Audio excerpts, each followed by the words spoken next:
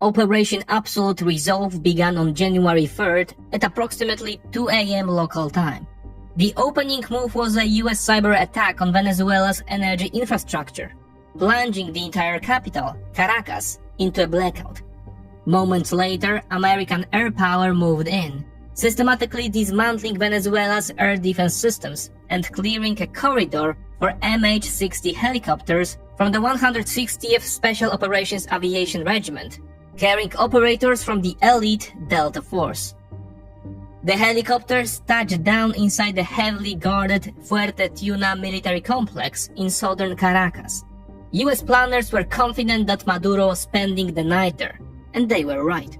Despite resistance encountered within the compound, 1 helicopter damaged and 6 operators wounded, within minutes American forces had Nicolás Maduro and his wife, Cilia Flores, in custody.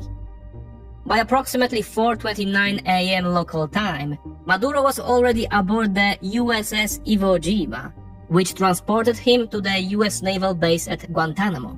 From there, he was flown to New York, where later that afternoon he was formally charged, among other offenses, with leading the narcotics organization, known as the Cartel de los Soles. Late last night and early today, at my direction, the United States Armed Forces conducted an extraordinary military operation in the capital of Venezuela. It was a force against a heavily fortified military fortress in the heart of Caracas to bring outlaw dictator Nicolás Maduro to justice. With these words, President Trump summarized Operation Absolute Resolve. As he spoke, the aircraft carrying Maduro was already en route to New York, where just hours later, he was formally charged, among other things, with running a narcotics cartel. Trump framed the abduction of Maduro as a model for the policy his administration intends to pursue across the Western Hemisphere. Drawing explicitly on the 19th century Monroe Doctrine, Trump seeks to eliminate all foreign influence from the Americas, along with leaders he deems hostile to the United States. Speaking to reporters, Trump suggested that Maduro's removal was only a prelude to broader changes in the region. In his vision, the United States is to assume the role once articulated by President Theodore Roosevelt, that of a gendarme wielding a big stick. According to the president's own warnings, that stick may soon be directed at Cuba, Colombia, or the drug cartels operating out of Mexico.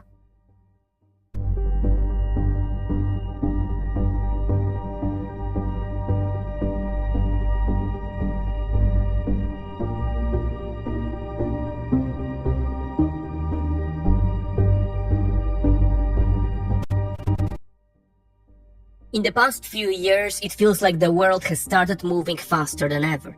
Events that once took decades now unfold in weeks, and a single political shift, new technology, or regional crisis can reshape entire markets. In such times, understanding how global changes translate into economic reality becomes more important than ever. That is why I use XTB, an investment app that helps me follow and interpret those shifts through the lens of global markets. It has become my everyday tool for managing investments and tracking world trends. With access to over 8,400 stocks and ETFs and commission-free investing up to 100,000 euros in monthly turnover, it lets me act when new opportunities emerge, not after they have already passed. In addition, XTB has prepared a free report for 2026, showing how geopolitics may affect the markets. Just download it from the link in the description and see what predictions you can translate into real investment decisions. Remember that investing always involves risk. Trump presents Operation Absolute Resolve as the first concrete implementation of the new national security strategy published by his administration in early December last year. While much of the media reduced the document to a simple claim that America is retreating and stepping back from its role as the world's policeman, that retreat does not apply to the Western Hemisphere. Here, Trump has no intention of taking off the police uniform. On the contrary, following the example of President Theodore Roosevelt, he intends to arm himself with a big stick. The new strategy unveiled by Trump draws heavily on the Monroe Doctrine of 1823, Originally, the doctrine was meant to prevent European colonial powers from interfering in Latin America. Over time, however, it evolved into a justification for American hegemony in the region. Trump is now proposing a revival and a radicalization of this approach, one that analysts in Washington have dubbed the Dunrow Doctrine. In essence, Trump is calling for full US hegemony over the Western Hemisphere. This is no longer merely about deterring external powers, such as China or Russia. It is about asserting America's unilateral right to eliminate actors that Washington deems hostile. If the US administration follows through on a full implementation of the Dunrow Doctrine, and that is precisely what Trump's own statements, as well as those of his closest advisors, suggest, then Maduro's removal is only the beginning. Cuba, Nicaragua, Mexico, or Colombia could be next. Yet before Trump selects his next target, he must first finish the game in Venezuela. Trump has revealed very little about how he envisions Venezuela's future in the post-Maduro era, or what a credible process of democratization might look like. Yet these questions are critical. Although Nicolas Maduro has been abducted, his closest allies remain firmly in control in Caracas, and there is little indication that this will change anytime soon. Trump rejected a proposal floated by parts of his own administration that Venezuela should be led during a transitional period by Maria Corina Machado, the leader of the democratic opposition and a Nobel Peace Prize laureate. Speaking bluntly to reporters, Trump said Machado was too weak and lacked real support inside the country.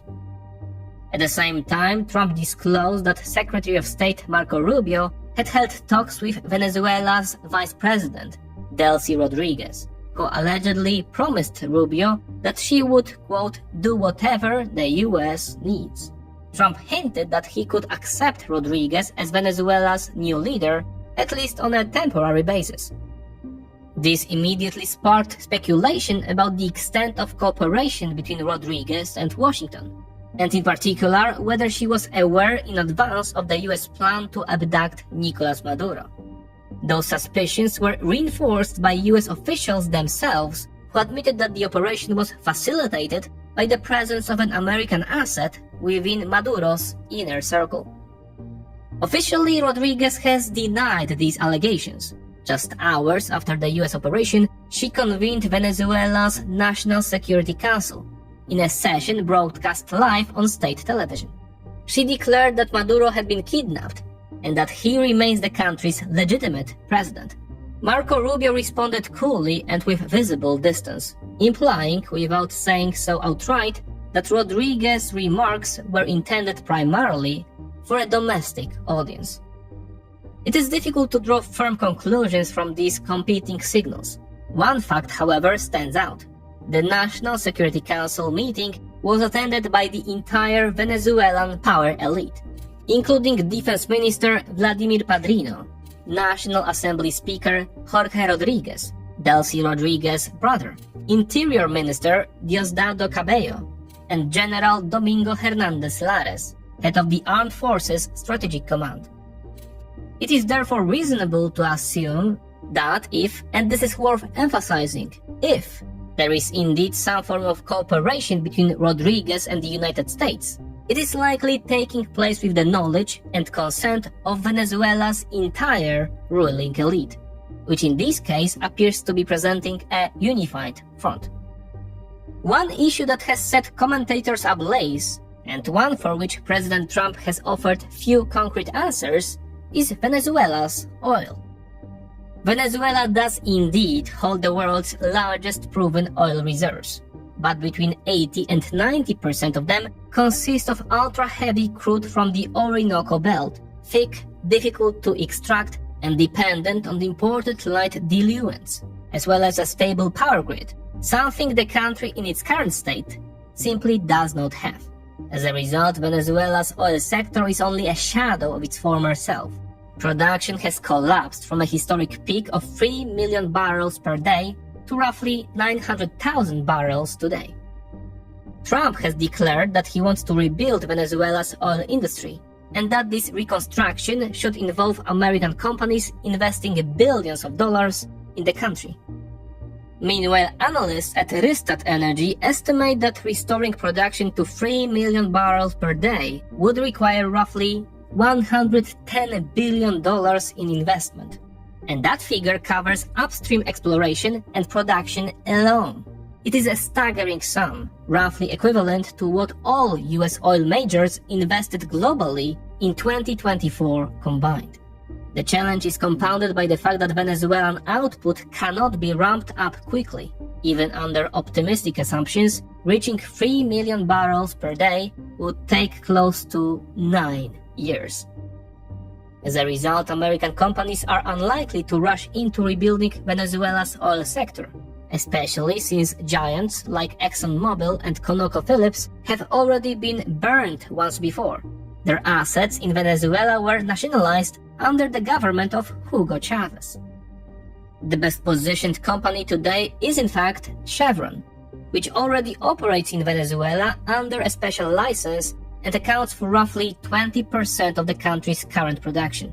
Chevron has the necessary infrastructure and could scale up its investments, leading to a modest increase in output, though certainly not the kind of boom President Trump appears to be hoping for. Even if Venezuela's oil production cannot be significantly expanded, those reserves still carry major geopolitical weight.